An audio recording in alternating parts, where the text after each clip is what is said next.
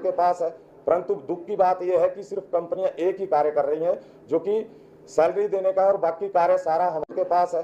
परंतु दुख की बात यह है कि सिर्फ कंपनियां एक ही कार्य कर रही हैं, जो कि सैलरी देने का, और बाकी कार्य सारा हमारे व्यावसायिक शिक्षकों पे है।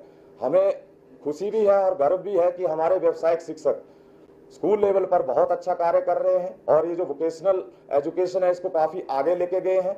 और मैं तो ये चाहूंगा कि सरकार एक ऐसा कार्य करे कि हमें किसी हरियाणा मॉडल का 2 साल का समय जो है होने जा रहा है। सरकार को इस मुद्दे पर गंभीर होना चाहिए, क्योंकि आउटसोर्स में जब लोग कार्यरत होते हैं, लोग कार्य करना शुरू करते हैं, तो एक समय के बाद जो है उनमें थोड़ा सा वो अपने कार्य के प्रति गंभीरता जो है वो खोते जाते हैं, क्योंकि वो मानसिक प्रताड़ना का शिकार होना शुरू हो जाते हैं। के पास है, परंतु दुख की बात यह है कि सिर्फ कंपनियां एक ही कार्य कर रही हैं, जो कि सैलरी देने का, और बाकी कार्य सारा हमारे व्यावसायिक शिक्षकों पे है। हमें खुशी भी है और गर्व भी है कि हमारे व्यावसायिक शिक्षक स्कूल लेवल पर बहुत अच्छा कार्य कर रहे हैं, और ये जो वोकेशनल एजुकेशन है इसको काफी आगे लेके गए हैं। और मैं तो ये चाहूंगा कि सरकार एक ऐसा कार्य करे कि हमें किसी हरियाणा मॉडल का या हरियाणा की तर्ज पे पॉलिसी की बात ना करनी पड़े, कि हिमाचल सरकार इतनी सक्षम है कि ऐसा उदाहरण पेश करे कि पूरा भारतवर्ष उस व्यावसायिक शिक्षा के जो यहाँ पर किया जाए उसका उदाहरण दे, ना कि किसी अन्य स्टेट का दे। और मैं चाहता हूं कि इतनी सक्षम हमारी सरकार भी है और डिपार्टमेंट भी है कि एजुकेशन डिपार्टमेंट में व्यावसायिक शिक्षा को आगे लाने का प्रयास किया जाए। अब जो हिमाचल ने कई आयाम स्थापित किए हैं, जैसे न्यू एजुकेशन पॉलिसी में 220 में पहला राज्य बना था Himachal new education policy adopt करने वाला। तो उसमें न्यू एजुकेशन पॉलिसी में सबसे बड़ी बात यह है कि वोकेशनल शिक्षा को अहम दर्जा दिया गया है और एक कंपल्सरी सब्जेक्ट बनाया गया है।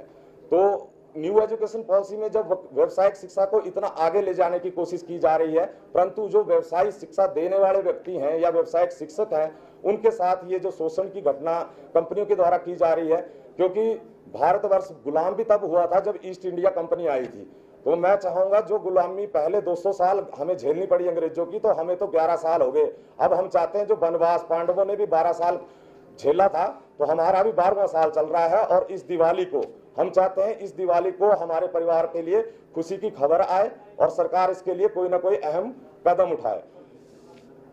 ये भी सरकार कुछ सोचे, क्योंकि अगर इस प्रोजेक्ट को निगम, जैसे हरियाणा में निगम के अंडर 2% पे चलाया जा रहा है, हिमाचल में 14% पे चलाया जा रहा है, वहां पर कोई ऐसी पॉलिसी नहीं है कि उनको रेगुलर कर दिया गया है या उनको सैलरी ज्यादा दी जा रही है, वो रेशो के अकॉर्डिंग दी जा रही है। परंतु जो कोऑर्डिनेटर है हमारे 30 से 32 जो कंपनियों के अधीन कार्य कर रहे हैं, उनके बारे में भी सरकार सोचे। और लगभग हमारे 2174 लगभग 2200 के करीब हमारे जो व्यवसायिक शिक्षक हैं, उनके बारे में भी सरकार सोचे, क्योंकि जो न्यू एजुकेशन पॉलिसी का मेन फोकस है कि बच्चे स्किल्ड किए जाएं और उनको रोजगार के प्रति जागरूक किया जाए, और रोजगार एजुकेशन लेने के बाद वो रोजगार के लिए जाएं। क्योंकि जो न्यू एजुकेशन पॉलिसी है या एजुकेशन में सुधार, वो भारतवर्ष में 3 ही बार हुए हैं, और ये तीसरी बार हुआ जो हिमाचल में अडॉप्ट किया गया है। परंतु मैं चाहता हूं कि जो जोर उस पर दिया गया है, तो व्यवसायिक शिक्षकों को भी हम अपनी जॉब सिक्योरिटी चाहते हैं, ना हम फाइनेंशियली बात कर रहे हैं, क्योंकि हमें भी पता है सरकार ने जो इलेक्शन के टाइम वादे किए थे उनको पूरा करने में सरकार कदम बाय कदम चल रही है, स्टेप बाय स्टेप चल रही है। तो उन्होंने अभी ओपीएस दी है, हमें भी पता है कि हिमाचल की अभी वित्तीय स्थिति ऐसी नहीं है, तो हम फाइनेंशियली सरकार से कुछ नहीं मांग रहे हैं। हमारी एक ही डिमांड रहेगी कि हमें जो कंपनियों का जो एमओयू है कंपनियों के साथ ना होकर, क्योंकि वो होना है मार्च 25 में, हमें प्रेस वार्ता इसलिए करनी पड़ रही है क्योंकि उसकी प्रक्रिया चल पड़ी है। तो हमारा सरकार से पहले भी सरकार ने सुनी है, क्योंकि ये हिमाचल का जो प्रोजेक्ट है और एजुकेशन पॉलिसी जो अडॉप्ट की है, तो ये हिमाचल के ही सरकारी स्कूलों में ये प्रोजेक्ट चला हुआ है। हम भी हिमाचल के ही नागरिक हैं, हिमाचल के बच्चे हैं, हिमाचल के बच्चों को ही हम शिक्षित कर रहे हैं। तो हम चाहते हैं कि सरकार इसके प्रति गंभीर हो। हालांकि मैं आपके सामने एक चीज लाना चाहूंगा कि जब सरकार बनी थी तो हमारे शिक्षा मंत्री जी ने हरियाणा के मॉडल को